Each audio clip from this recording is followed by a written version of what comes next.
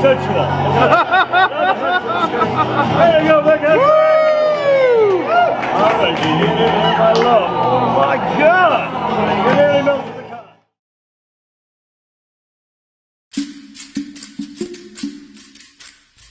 The weather changed. That's what happens in Newfoundland. And it changed for the worse. But instead of being stormbound for a few days, out in some secluded rock, we took advantage of that well-known local hospitality and got a boat ride and borrowed a cabin for the night to dry out. This wasn't forecast. We were supposed to have a 24-degree day, light wind. And that's the way the weather's unpredictable. The wind just came up. So we'll get you into a sheltered part. Get in the smoky hole, you won't even know that this wind is out here. You'll see a big difference, right?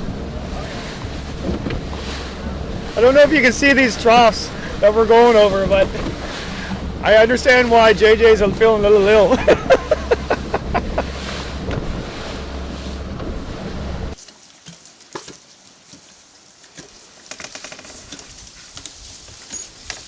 We got soaked out there, absolutely soaked. And Chuck, he came to pick us up in the boat. That was a great thing.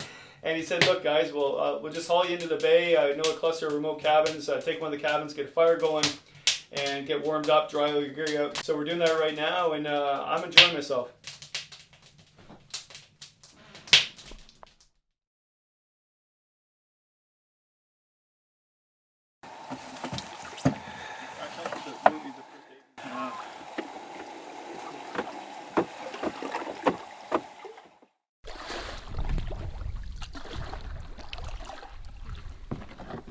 Wow, this is fantastic. The day's changed, really nice and warm out today, nice and sunny. Beautiful day for paddling, the sea's calm. Saw so much marine life. I have no idea what they are, but I saw lots.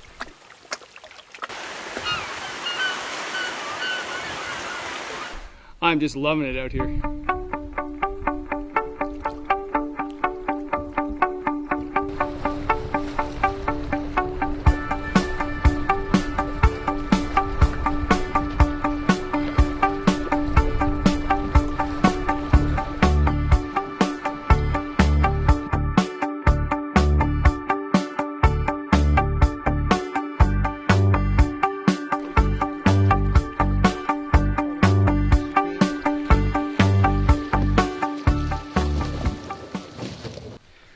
So thanks a lot, Grant. This has been an amazing experience, really has. Well, actually, we have another place I wanted to show you. This whole area is rife with pirate history, and there's this cave called the Dungeon, and it's about as perfect as a pirate hiding place as you could ever find. So let's go in there and see kayak, and I'll see if we can find some treasure. Oh, that sounds fun. Oh! Oh no!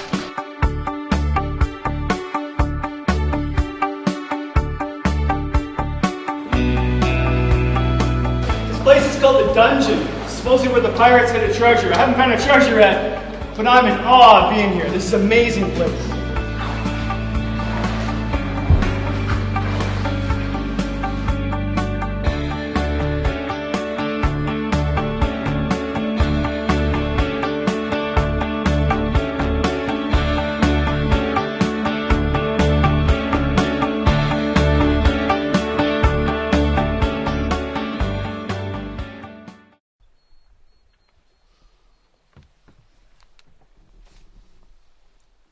We're camped here and we're going to spend the time exploring.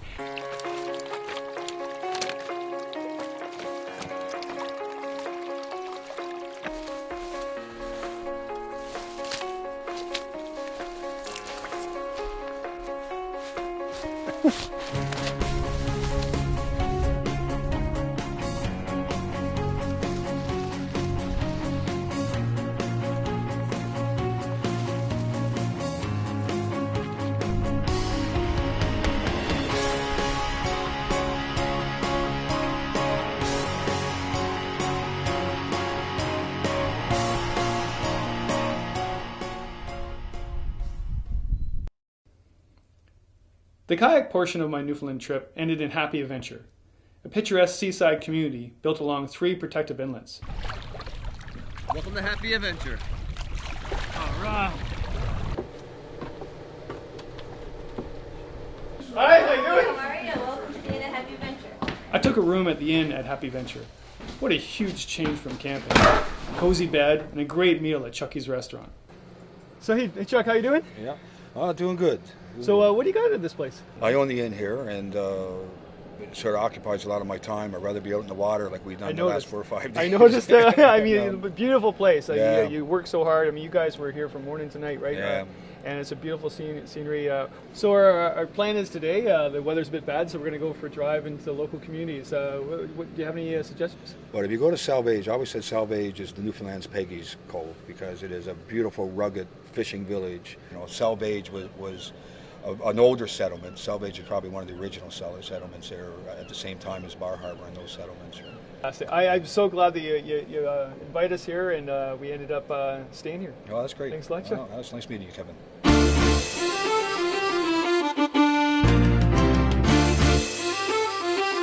Salvage. It's labeled as one of the oldest towns in North America, and one of the prettiest. To me, it defines a typical Newfoundland village, strong in character and in beauty, just like the people living here. Hi, how are you? What are you doing wandering the streets of Salvage? Is this what it is? It's a road, actually. It's not a street. We don't have streets in Newfoundland except in St. John's. Oh, well, so are you a local citizen of this town? I'm actually what they call a townie, which means I was born and raised in St. John's. Oh, okay. And I'm an adopted member of this community. I noticed though when we're here though, if you wave at someone here, they wave back. Now I'm not knocking other places in Canada, but I've been to busy centers where you wave and they just look at you like, what are you crazy? Now why is it that when you wave at someone here, they wave back? Is there because, I don't know, are they just all nice people here? Well, of course. I mean, you know, island people are different than other people. You're stuck together, so you have to be nice. You're interdependent. And the ones you can't stand the sight of, you still have to say, hi, how are you this morning? Or wave your hand at them. Yeah. Well, because it's really rugged coast. So if anything happened to you, you might need someone's help, right? Exactly. Yeah. So basically, you wake up in the morning and you look out the ocean. How does that make you feel? That's not the ocean, that's the harbor. And that's the bay, and the ocean is out there. So there is a difference. Well, I found out there's a difference between a pond and a lake, too, on this island. We're an island people, Yeah. and our main history has been fishing. We have had one of the richest resources of marine life at our doorstep, unlike the rest of Canada. And until recently, we've been using it very intelligently. Not at the moment. Things are changing. Canada has given it away to the European countries. And they're coming out with factory ships, and they are trawling the bottom of the ocean. So that's my little political spiel, okay? And if you cut it out, you'll hear from me. I'll see you later. Bye. Be careful of the locals, hey? Oh, yeah, I will. Watch out for them. The coolest part about my time spent filming in Newfoundland was meeting the people. We met these fishermen on the wharf. One minute, I'm in their garden shed chatting about, well, living on an island. And the next, I'm out jigging for cod out in the ocean with them. This was so cool.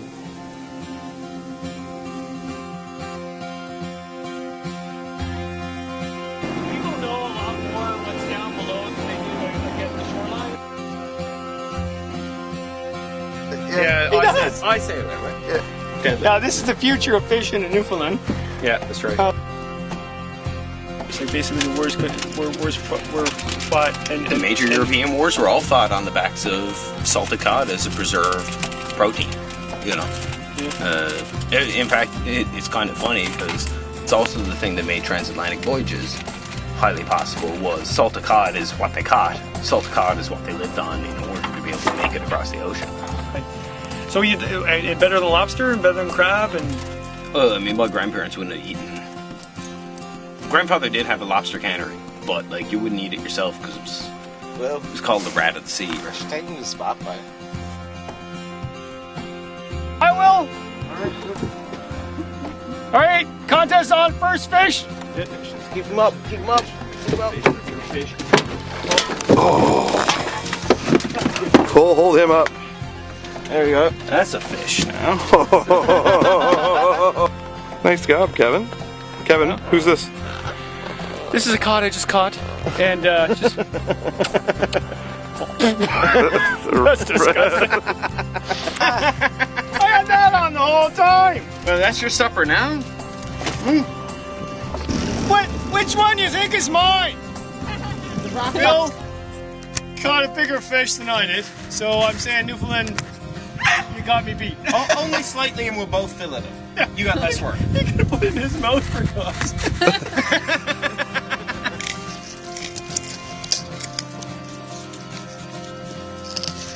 Man, you can see in the hot sun.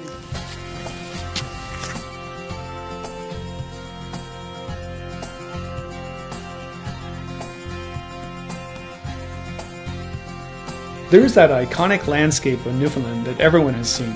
Mounds of rock, lichen and spruce along windswept ocean coast. And if you're wondering where that is in the province, well, it's everywhere. And it's all yours to explore. What an amazing adventure. We land at St. John's, we immerse ourselves with the culture there, I get screeched in, we go to Signal Hill, just have a great time, and then we head north to Terra National Park. I get in a kayak, go into the ocean for the first time, get scared silly, in a few days go along the ocean and just immerse myself with that landscape. And so I have the culture, I've got the landscape, I'm somewhat skilled at the kayak to the point that I'm not falling over into the ocean.